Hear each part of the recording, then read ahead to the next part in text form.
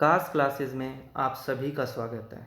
आज से हम कास्ट क्लासेस के अंतर एक ऑनलाइन करंट अफेयर्स सीरीज़ की शुरुआत कर रहे हैं। आप सभी का उस करंट अफेयर्स सीरीज़ में बेहद स्वागत है।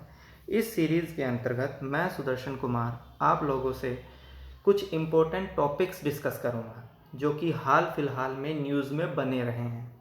तो आज के हमारे जो इम्पोर्टेंट टॉपिक्स हैं वो है कैसोवाल अंतर क्षेत्र, हनपन दादा पुल, वातावरण पर कोविड-19 का प्रभाव और पृथ्वी दिवस 2020। ये सभी जो टॉपिक्स हम डिस्कस करेंगे ये एग्ज़ाम पॉइंट ऑफ व्यू से काफ़ी इम्पोर्टेंट है, क्योंकि हर एक एग्ज़ाम में करंट अफेयर से क्वेश्चन होते ही होते हैं और मेरी यही कोशिश है कि उस करंट अफेयर के क्वेश्चंस ज़्यादा से ज़्यादा यहाँ पर कवर किए जाएँ। तो पहला जो हमारा करंट अफेयर टॉपिक है वो है कैसोवाल अंतर क्षेत्र। इसको डीप में जाने से पहले हमें ये पता होना चाहिए कि अंतर क्षेत्र किसे कहते हैं। अंतर क्षेत्र बेसिकली एक ज्योग्राफिकल टर्म है जो कि एक ऐसी जगह को रेफर करती है जो तीन तरफ से पड़ोसी मुल्क से पड़ोसी देश की सीमा से लगा हुआ हो। कि इसको अगर सिंपल भाषा में कहना चाहे तो किसी देश का ऐसा स्थान जो तीन ओर से पड़ोसी देश की सीमा से घिरा हुआ हो, ऐसा क्षेत्र को हम कैसोवाल अंतर क्षेत्र कहते हैं।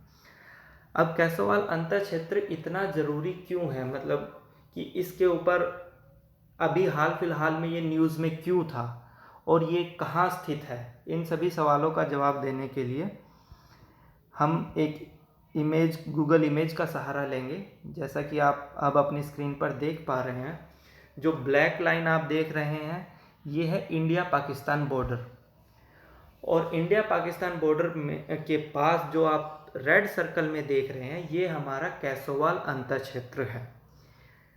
कैसोवाल अंतर क्षेत्र भारत के पंजाब राज्य में स्थित है और इस पंजाब राज्य के गुरदासपुर डिस्ट्रिक्ट में ये स्थित है। इसी कैसोवाल अंतर क्षेत्र के पास ही एक जगह है जिसका नाम है करतारपुर। आप सभी को ये बताना है कि करतारपुर अभी हाल फिलहाल में न्यूज़ में इतना क्यों था,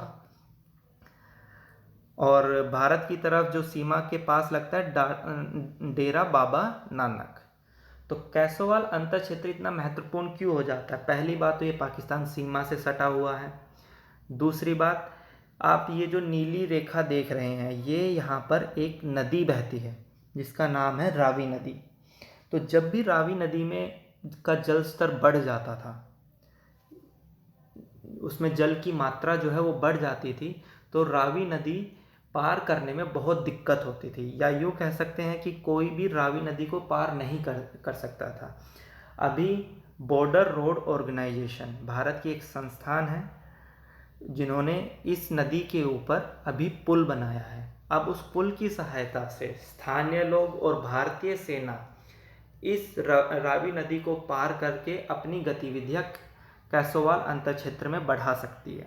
क्योंकि जब भी इस नदी का पानी बढ़ता था तो क्या होता था कि ये जो कैसोवाल अंतर क्षेत्र है वो शेष भारत से पूरी तरह से अलग हो जाता था, और पाकिस्तान बॉर्डर होने की वजह से सिक्योरिटी पॉइंट ऑफ व्यू से ये क्षेत्र भारत से अलग होना एक गंभीर चुनौती के रूप में उभर कर आता था।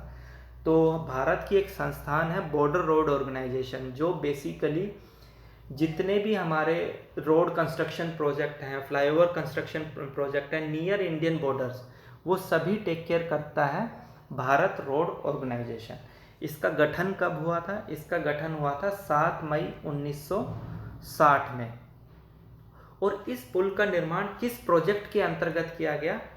इस पुल का निर्माण प्रोजेक्ट चेतक के अंतर्गत किया गया।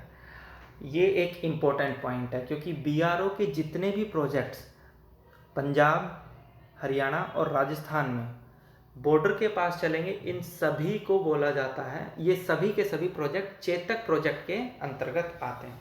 तो यहाँ पर आपके एग्ज़ाम पॉइंट ऑफ व्यू से 3 क्वेश्चन निकल कर आते हैं कि पहला कि कैसोवाल एन्क्लेव कौन से राज्य में स्थित है, दूसरा पुल कौन सी नदी पर बनाया गया है, और तीसरा बीआरओ के किस प्रोजेक्ट के अंतर्गत ये पुल बनाया गया है। अभी आप अपनी स्क्रीन पर एक इमेज देख रहे हैं जिसके अंदर रावी नदी के ऊपर ये जो पुल का निर्माण किया गया है ये आपको दिखाई दे रहा होगा। अब हम चलते हैं अपने दूसरे टॉपिक के ऊपर, जो कि है हनपन दादा पुल, जो कि बनाया गया है अरुणाचल प्रदेश में। जैसा कि हम लोगों ने कैसानोवा एन्क्लेव में पढ़ा कि रावी नदी जो है उसका पानी जब बढ़ जाता है तब उसको पार करने में बहुत दिक्कत होती है, और कैसानोवा एन्क्लेव जो है वो भारत के साथ जुड़ा रहे, वहाँ पर हम ज़्यादा से ज़्यादा कनेक्टिविटी बनी रहे, उसको रिजॉल्व करने के लिए, जोड़ने के लिए हमने इस पुल का निर्माण किया। सेम हमारा हनपन दादा पुल है जो कि अरुणाचल प्रदेश में बनाया गया है, सबनसिरी रिवर अरुणाचल प्रदेश। ये बहुत इम्पोर्टेंट पॉइंट है, ध्यान रखने की। हनपन दादा किस नदी पर बनाया गया? सबनसिरी रिवर पर, ठीक है। और हनपन दादा एक्चुअली किसके नाम पर दिया गया? हनपन दादा एक भारत के एक वीर जवान जो कि जिनका नाम हनपन दादा थे उनके नाम पर रखा गया है, जो कि 2016 में जम्मू एंड कश्मीर में आतंकवादियों से लड़ते हुए शहीद हो गए थे। उनको मरणोपरांत अशोक चक्र से भी सम्मानित किया गया था, और वो असम राइफल में थे। इस पुल की जो हनपन दादा पुल है, इसकी जो लेंथ है वो है हमारी 430 फीट। और जो ये पुल बनाया गया है इसकी इम्पोर्टेंस क्यों है, इतना महत्वपूर्ण क्यों है ये पुल? आप सभी को पता है कि भारत और चीन अरुणाचल प्रदेश को लेकर हमेशा ही दोनों देशों के बीच में कुछ तनाव रहता है अरुणाचल प्रदेश को लेकर, क्योंकि चीन वहाँ पर अपना क्षेत्र बताता है अरुणाचल प्रदेश को, जबकि वो है भारत का क्षेत्र। और इस पुल के बन जाने की वजह से उस क्षेत्र में, अगर आप जोग्राफिकल इसकी सिचुएशन देखें तो ये जो लाल घेरे में दिख रहा है यहाँ पर बनाया गया है ये पुल। यहाँ पर हमारी सुबनसिरी रिवर बहती है जिसके ऊपर ये पुल बनाया गया है। अब अरुणाचल प्रदेश का जो हिली एरियाज़ है वहाँ पर अगर हमें अपनी आर्मी को कोई सप्लाई भेजनी है या फिर उनको कुछ रसद मुहैया करवानी है, तो ये सब अब इस पुल के बन जाने की वजह से काफ़ी आसानी से किया जा सकता है। और ये जो पुल बनाया गया है ये फिर से BRO के बॉर्डर रोड ऑर्गेनाइजेशन ने बनाया है, और ये पुल इतना सक्षम है कि ये युद्ध के टाइम पर इस पुल के ऊपर से टैंक वगैरह इंडियन आर्मी आराम से ले जा सकती है, इतना मजबूत बनाया गया है। और जैसे कि हम सभी अभी जानते हैं कि पंजाब, राजस्थान और हरियाणा में BRO के प्रोजेक्ट्स चेतक प्रोजेक्ट के अंदर आते हैं, तो अब अरुणाचल प्रदेश और असम के जितने प्रोजेक्ट हैं वो हमारे आते हैं अरुणांक में। BRO के किस प्रोजेक्ट के अंतर्गत आते हैं? अरुणाक प्रोजेक्ट के अंतर्गत आते हैं। अब हम अपने तीसरे टॉपिक, करंट अफेयर के तीसरे टॉपिक जो कि है वातावरण पर कोविड-19 के प्रभाव के बारे में डिस्कशन कर लेते हैं। आप सभी को या अभी मीडिया में जो कुछ भी चल रहा है कोविड-19 का पॉजिटिव, देखिए कोई भी चीज़ हो उसका पॉजिटिव और नेगेटिव दोनों इम्पैक्ट होते हैं। नेगेटिव इम्पैक्ट कोविड-19 का ये है कि हम सब लोगों को घर के अंदर कैद होना पड़ा है। सोशल डिस्टेंसिंग जो कि एक बहुत ही कारगर हथियार माना जा रहा है कोविड-19 से लड़ने के लिए, उस सभी का हमें पालन करना है, घर पर रहना है, सोशल डिस्टेंसिंग मेंटेन करनी है, कम से कम लोगों से मिलना है, अपने साफ़ सफाई हमें पूरे अच्छे तरीके से रखनी है। वहीं दूसरी तरफ कोविड-19 की वजह से इतनी मौतें हो रही हैं। दिल्ली, जितने भी मेजर सिटीज़ हैं इंडिया के, वहाँ पर केसेस लगातार बढ़ते जा रहे हैं। दूसरी तरफ अगर वर्ल्ड मैप पे देखें तो इटली और US में जो स्थिति है कोविड-19 की वजह से वो किसी से छिपी नहीं है। लेकिन अगर हम अब कोविड-19 के कुछ पॉजिटिव इम्पैक्ट की बात करें जो कि स्पेशली हमारे एनवायरनमेंट पे पड़े हैं, तो अगर हम उसके बारे में डिस्कशन करें तो हमारी जो नदियां हैं वो काफ़ी स्वच्छ हो चुकी हैं। इवन जो हमारी गंगा नदी ऋषिकेश और हरिद्वार में, एक रिपोर्ट के अनुसार ऋषिकेश और हरिद्वार में जो गंगा नदी है उसका पानी पीने योग्य हो गया है। हरिद्वार में गंगा का पानी इतना क्रिस्टल क्लियर हो गया है कि नदी हर की पौड़ी पे आप उसकी तलहटी तक साफ साफ देख सकते हैं। यमुना नदी जो कि एक गंदे नाले में तब्दील हो चुकी थी, वो अब काफ़ी हद तक 40 से 50% स्वच्छ हो चुकी है। एक कोविड-19 की वजह से क्या हुआ कि हमारी जितनी भी इंडस्ट्रियल एक्टिविटीज़ थी वो सब बंद हो गई है। अब इंडस्ट्रियल एक्टिविटीज़ बंद होने की वजह से एक एरोसोल नाम का एक जो हमारा पोल्यूटेंट होता है, जो प्रदूषण बढ़ाने का में जो काफ़ी अहम रोल अपना अदा करता है, वो काफ़ी कम हो गया है। और ये जानकर आपको काफ़ी हैरानी होगी कि वो पिछले 20 साल में सबसे कम है अभी इंडिया में। अब एरोसोल की इतनी मात्रा कम कैसे हुई है, अभी हमारा पूरा जो डिस्कशन है ये इसी पर केंद्रित रहेगा। पहले हम जान लेते हैं कि एरोसोल के घटक क्या है, कि वो उसके जो बेसिकली कंपोनेंट्स हैं जिनकी वजह से एरोसोल होता है, वो प्रमुख घटक क्या है। तो पहला तो एरोसोल कहते किसे हैं। एरोसोल जो हवा के अंदर जो छोटे छोटे पार्टिकल्स होते हैं जो कि प्रदूषण लेवल को काफ़ी बढ़ा देते हैं, विजिबिलिटी को कम कर देते हैं, वातावरण धुंधला धुंधला दिखने लग जाता है, ऐसी चीज़ों को हम एरोसोल बोलते हैं। एरोसोल घटक में पहला आता है सी सॉल्ट, मतलब समुद्री नमक, डेजर्ट डस्ट, वोल्केनो एसिड, मतलब कि जो हमारे ज्वालामुखी हैं उसकी जो राख उड़ती है वो विजिबिलिटी कम कर देती है। जो धूल उड़ती है, डेजर्ट डस्ट, जो काफ़ी बारीक होती है, जैसे हमारे भारत के ग्रामीण क्षेत्र में जो आंधी जिसे बोलते हैं, उसमें जो धूल उड़ रही है वो भी हमारे एरोसोल घटक के अंदर आती है। लेकिन इसका एक सरप्राइजिंग इम्पैक्ट है एनवायरनमेंट पर। जैसा कि बाकी सभी चीज़ें जो है ग्लोबल वार्मिंग में सहयोग देती है, जबकि एरोसोल जो है वो ग्लोबल कूलिंग करता है, ये वार्मिंग नहीं करता, ये वातावरण को ठंडा कर देता है। और इसका फिर इम्पैक्ट क्या होता है कि अगर वातावरण ठंडा हो जाता है तो अनियमित बारिश, जो हवाओं का चक्र है और जो बारिश का पैटर्न है इंडिया में किसी भी जगह पे, बारिश का पैटर्न और हवा के जो दबाव क्षेत्र जो होते हैं वो बदल जाते हैं। क्योंकि एक जगह जहाँ पर गर्म हवा उस टाइम मौजूद होनी चाहिए थी, अगर वो अपने टेम्परेचर से डाउन है तो वो वहाँ पे हवा का जो दबाव क्षेत्र है उसमें काफ़ी हद तक परिवर्तन हो जाता है। ठीक है। तो और दूसरा इसके अंदर जो है एरोसोल और कैसे उत्पन्न होता है, जो कि हम फॉसिल फ्यूल जो हम जलाते हैं उसकी वजह से भी हमारे वातावरण में एरोसोल की मात्रा जो है वो बढ़ जाती है। अब फॉसिल फ्यूल से मतलब है कि जो हम ग्रामीण क्षेत्रों में जो काऊ डंग, जिसको हम गोबर के उपले जिससे और ये फार्म बर्निंग, जब चावल जल जाते हैं तो उनकी जो पूड़ियाँ होती हैं उनको जलाया जाता है। तो ये सारा जो कारक हैं ये एरोसोल को बढ़ावा देते हैं। ठीक है। अब हम अपनी नेक्स्ट इमेज पर चलते हैं, जिसके अंदर ये दिखाया गया है कि पिछले कुछ समय से और अभी जो एरोसोल की मात्रा इतनी घट गई है वो आप इस इमेज में देख सकते हैं।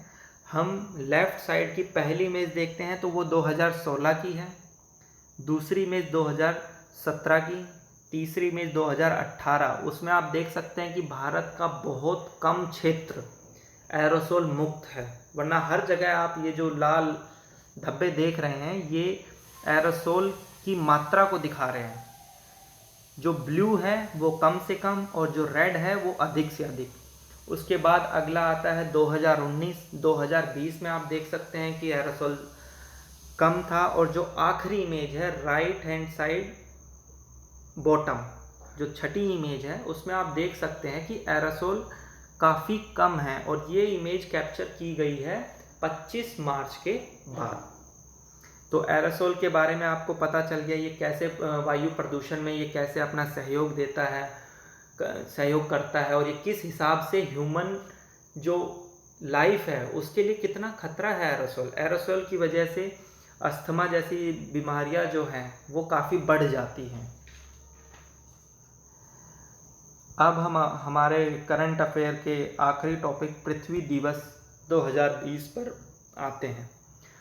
पहले तो पृथ्वी दिवस कब मनाया जाता है? पृथ्वी दिवस हर साल 22 अप्रैल को मनाया जाता है और इस साल 2020 में इसकी 50वीं वर्षगांठ मनाई गई है।